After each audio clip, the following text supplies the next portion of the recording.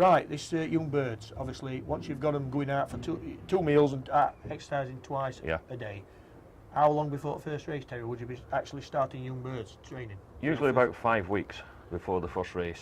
Yep. I'll start taking them up the road, even if it's only 5 mile.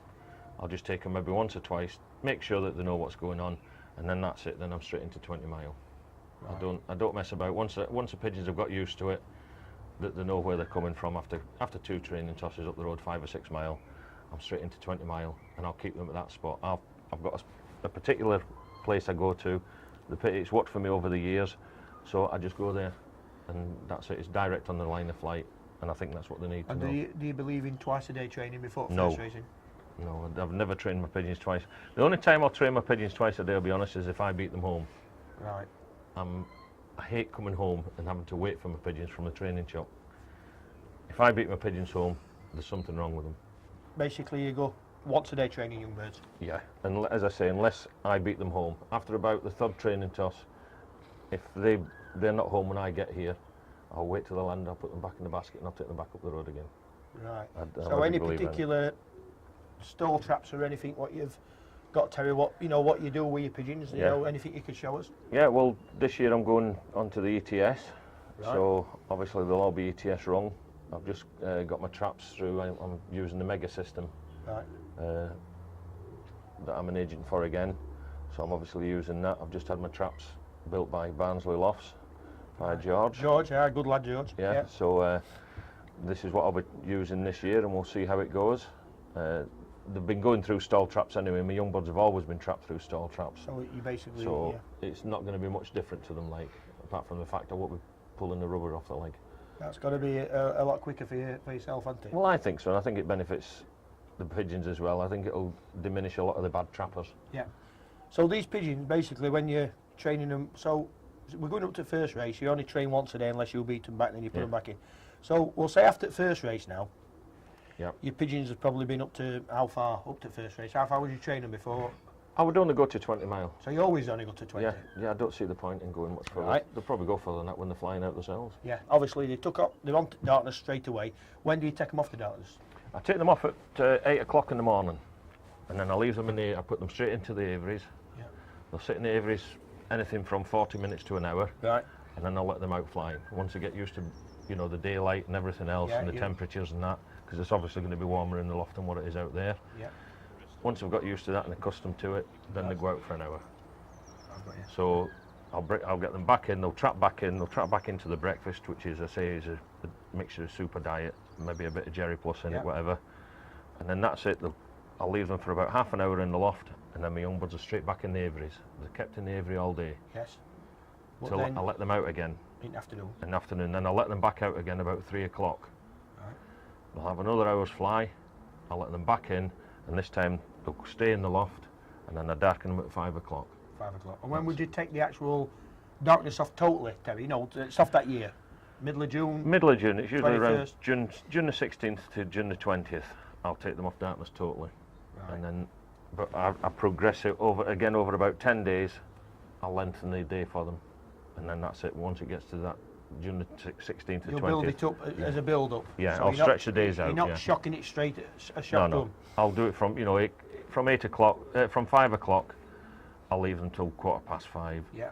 And just do it like that, 15 minutes. Yeah. You might go as an increase up to 7 o'clock in a period of 10 days. Yeah, and then the same in the morning. Yeah. And eventually, for about the last 3 days, I'll darken them. I'll come down and I'll take the blinds up and let them have a natural sunrise.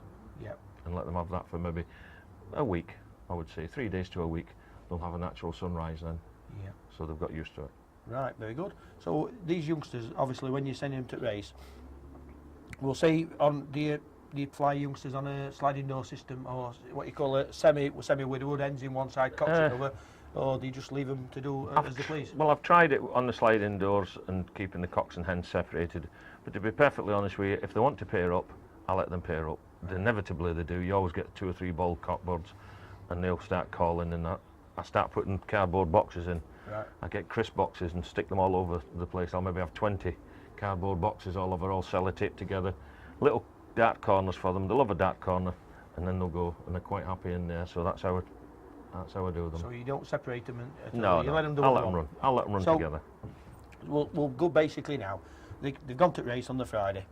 They've left together to do what they please. Yep. We'll start on return of the young bird system.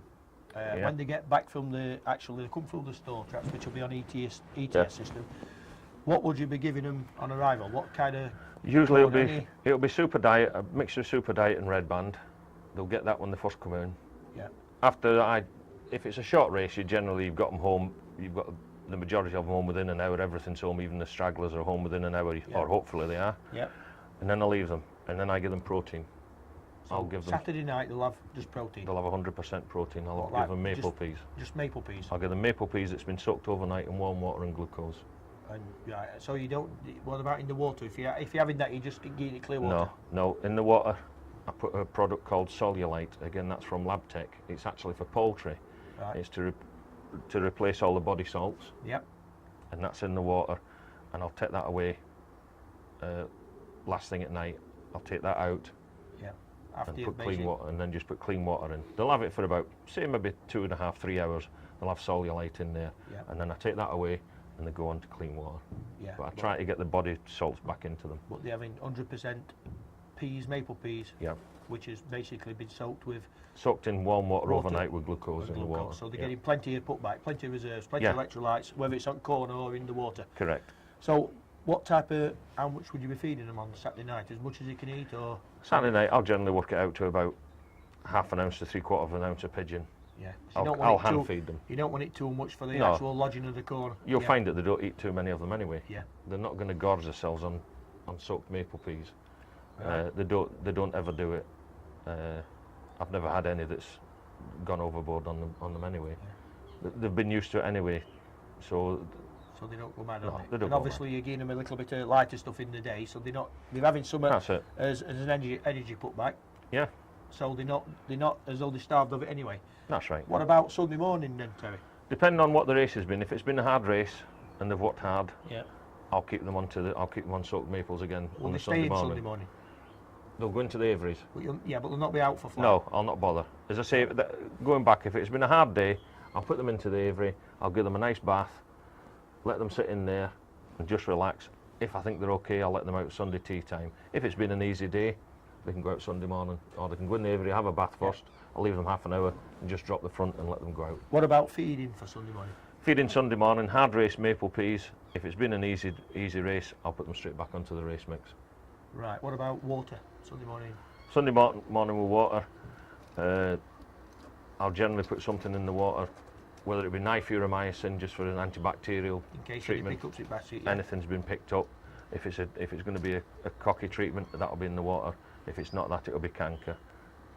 And that's how I'll progress. Like I've stated, with canker, it's 1 week, miss a week, and if it isn't canker that week, it'll be something else to make sure you're keeping correct on the hygiene of the health of your pigeons. That's right. So then we've got basically that's into Sunday. So Sunday afternoon they'll go out anyway. Sunday they'll go out for a fly. For a fly, yeah. They come back in again. They're straight back onto the race mix. You have a set feeding times, morning and night on racing. Usually, I'll stick to what they were with darkness. I'll stick them to the 3 o'clock because over the years with Scunthorpe Federation, they've always tried to get the pigeons home for 3 o'clock. So I've installed it into them. From being youngsters, 3 o'clock is when they want to be back if they want to be fed. So we feed them at 3 o'clock even I'll feed them and about what time in the morning? In the morning, I'll be down here early. I've got all my widowers to do. My young buds are done last. I do my widowers first, so my young buds will probably still go out around about the 8, 9 o'clock in the morning. Or they'll be fed for 9. So they'll be be 9 and 3. A light feed at 9 and the main feed at 3. That's it. So then that's on to Monday anyway. We're on to Monday. No, we're on to Sunday afternoon. Yeah. So what type of mix would you be giving them Sunday afternoon? They go out for the exercise. 100% race mix. And what does that consist of? Jerry Plus. Is that Versa Lager? Versa Lager, Jerry Plus, and Paloma Top Special. Mixed together? Mixed together, yeah. It's a 50-50? Yep. What I do is I try and judge it on races. What type of race you have? If it's up to 100 mile, it'll be 100% Jerry Plus. The Paloma Top Special's got a bit more protein in it. Then once you get over the 120 mile down to the coast of 200 mile, I'll put a percentage of the Paloma into it, the Paloma Top Special into it, because it's got a bit more protein. But they'll keep on that. Yeah. Then once we get to the channel, for the likes of the nationals and that, I'll start building the protein up again, and I'll build it up with peanuts.